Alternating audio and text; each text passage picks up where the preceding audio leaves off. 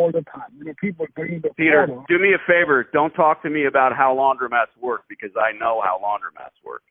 And don't tell me what you know. I okay, I won't tell you what I know. All right. Upper Darby, Pennsylvania. You found the landlord's rep's number from a web search, and like I say, that is rarely correct. The interweb is so vast, and there's so much information out there. I prefer the handshake, the personal contact. I prefer when you, the client, tells me, the lease negotiator, hey, I found the number on a sign in the common area. I've even had those wrong. Sure, it happens. But that's a better option, isn't it? Klein, Schmidt, and Davis Real Estate. Call Fred Davis for lease information, right? That's ideal. But that's not always there. Mm-hmm. So if you must, in order to find the landlord's information or his representative, don't always speak to landlords. They want to be left alone. Leave them alone. If I have 1 million square feet of commercial property, I don't want to bother with tenants, right? Right. So I've hired a management company. In this case, you have a phone number that you found from the internet, and the building is for sale for $700,000. It looks to me like Peter is the broker selling the building and consequently the laundromat. Sure, I don't blame him. I don't blame anyone from trying to sell laundromats. I really don't. But we ain't buying. Right. That's what we do. But let's put a succinct point on it, calling the gentleman up and seeing if I'm correct. You need to locate your job. You're the boots on the ground. You're out there doing the hard work. You need to feed me what I need so I can get this done quickly and efficiently. And that information includes all the info on the laundromat itself, broke-ass laundry. We want the infrastructure. That's what we are after. And the proper contact number for the landlord or his rep. Let's call Peter, Peter Pumpkin Eater, and see if I'm right. Stand by. Stay on the line. Okay. Hi, Peter. Hello. Yeah. Danny D'Angelo. Yeah. Westchester Pike. There's a laundromat and the building. So, am I right? The building and the laundromat are for sale. Yeah, and including parking lot on the left-hand side. Okay. The parking lot, the laundromat space. What's the total square footage of the entire building? Well, why don't you show them? We have a many listing. We don't remember. Building is around. I'm not in the office. So text me your name, email address, and I will send. Oh no, I don't need to know, Peter. I don't need to know specifics at this moment. Around building is around the 2,400 square feet. Yeah. 2,400 square feet. It's a standalone laundromat. So the laundromat is the only business that's currently operating, and it's the only space, right? It's a standalone building. Yeah, right. Mm-hmm. Okay. 2,400 square feet, the parking lot. And the price for all of it is what? Including everything. $700,000 US. Mm-hmm. Correct? No, what they're asking, but I don't remember. I'm not in the. What they're asking. Okay, well, I'm looking. Right? Okay, Peter, I'm looking at the listing. Peter, it's $700,000 is your asking price. That's what it is. What does the building appraise for? Nobody knows. Nobody knows. Because you want to. Yeah. Okay. So most of the commercial property. Okay, so explain to me about commercial property as though I don't know. Go ahead. No, most of the commercial properties, including businesses, they don't operate. Thank you, Peter. So they don't. Most commercial properties, they don't appraise them because they include the business. Gotcha. Okay. Right, so I'm gonna. Let's just play the game. So I'm gonna buy the building for $100,000 and the parking lot and the laundromat.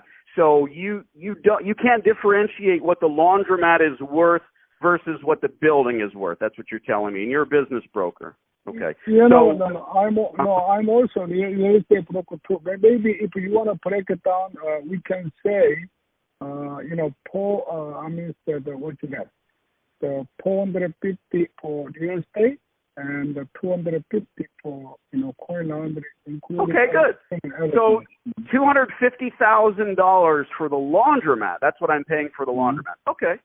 $450. No, that is not confirmed because that is between you and the seller, how you put on. Nobody can appraise 100% how much.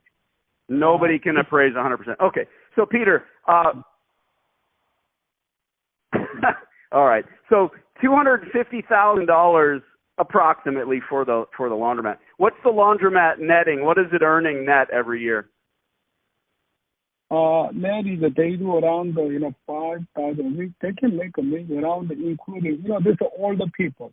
They hire only one person. They make around 100,000 a year. I'm asking you what the hi. So the operator works in the laundromat. I said 100,000 a year, including the seller salary. And the employees are the operators, is that right? No, the owners still work over there. Their owners mainly stay in the store. Okay. You use the term owner. The one that's selling the business is also the landlord and also runs the laundromat, correct? Right. Okay. So you're telling me that they are netting $100,000, but they're spending 7 days a week, 10 hours a day in the laundromat. No. They don't stay all day. They might stay 2 hours, they then go out. They come back. Coin laundry, you don't need to stay people all the time. People bring the Peter, photo. do me a favor. Don't talk to me about how laundromats work because I know how laundromats work. And don't tell me what you know. I okay, I won't tell you what I know. More than 100 coin laundry businesses. Oh my goodness! I am real estate broker and the business broker. So you tell me something. You're the expert. I can tell you something. You are the expert. Yeah. So, what's the appraised value for this building? No. We don't know because you know what? You're an expert. You sold 100 coin laundries. So I'm going to buy. I'm going to give you $700,000 without an appraisal. No. Don't tell me what you can do. Whatever you want after once we sign agreement sale. You can ask. Peter, you've already made up your mind. You're already looking past me because you think that there'll be another sucker coming down the pike. You're waiting for another sucker to buy this place. What's the value? It's not my business. That is, they put the market like that way. I'm only a broker. They make a decision. You make a decision. So you make offer whatever you want, then I will submit to the sale. You don't have to argue with me. Right. No, it sounds like I'm not arguing. It sounds like a really good deal, doesn't it? Yeah, make offer in writing. I'll give my email address. I don't talk. No, it sounds like a really good deal. So I'm gonna give 7. You don't know? Sell it. So why you? No. Sell it to me. Put in the writing. I don't talk. Sell it to me, Peter. Sell it to me. No. Put in the writing. No. What am I buying for $700,000, Peter? That's what I said on the listing. Oh, I read the listing. No, really. But I'm asking you are very and you are approaching very different way. Most of people, when you are the buyer, you make offer in writing. Then I submit to the seller. I'm telling you right now, man to man, with words. I'm going to give you $700,000. No, we don't make a decision on the phone. Okay? We don't. You want to make an offer, put in the writing, send me your letter of intent in writing, then I can talk. Otherwise, I don't want to talk to them. Do you think this is a good deal? That is my professionalism. Okay, no one talk like that on the phone. Yeah, you sell, I sell. No. God bless. Because I don't make a decision. Seller make a decision. Seller makes a decision. Do you think this is a good deal?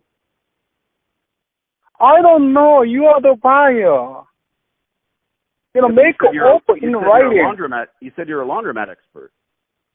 Laundromat, if they really do what they said, I think it's worth around $250,000. Yeah, that's what I told you. Are the current operators who are also the landlords, who are also the employees, are they going to stay with the business? Owner, they stay very less out. Maybe sometimes they might stay a day, 2-3 hours. But will they come with the business? I want them to stay there for the next 20 years while I own it, because they're the ones running it now. That is it's up to you. Okay. No, I'm asking you. You're the broker. broker. Nobody can come. Okay. Yeah. You're the business broker. Do you think this is a good deal? Yeah, I think it's a good deal. Why? It's a Delaware County here. Right, because of the area. Would you buy it? What is my job? I am the broker. Why you keep asking like that? I just want to know if you think it's a good deal. Even I think you are playing with me because you are calling from other state. Even you didn't see you want to pay $7. I told you right away. I'm calling from another state. I have a cell phone, my brother. I have a yacht in San Diego. I have a house in Mexico. I'm in PA. I don't care what you have. I do care. I told you, look, changing the subject. Put in the writing. Oh, jinx. Hey, Peter, do you think this is a good deal? $700,000. I don't know. I just want your opinion. Do you think it's a good deal? Yeah, I told you. Yeah, it's okay, right? Yeah. Oh, now it's okay. A minute ago, it was a good deal. I sold many. How many laundromats have you sold? I sold more than 100 on the last 20 years. I've been. Can I get some? I'm gonna email you. Can you send me some references for successful laundromats that you sold? No, I cannot. That is confidential. Oh, it's confidential. Oh, I see. Okay, can I hang up on? Okay, because you want to interesting, put in the writing, send it to me. Otherwise, I have to hang up on right there. Okay? Yeah, you're a busy guy. Okay? You think? No, I don't understand that because I told you, but you did. Sell me on it. Why am I buying? What am I buying? Sell me on it. What am I buying?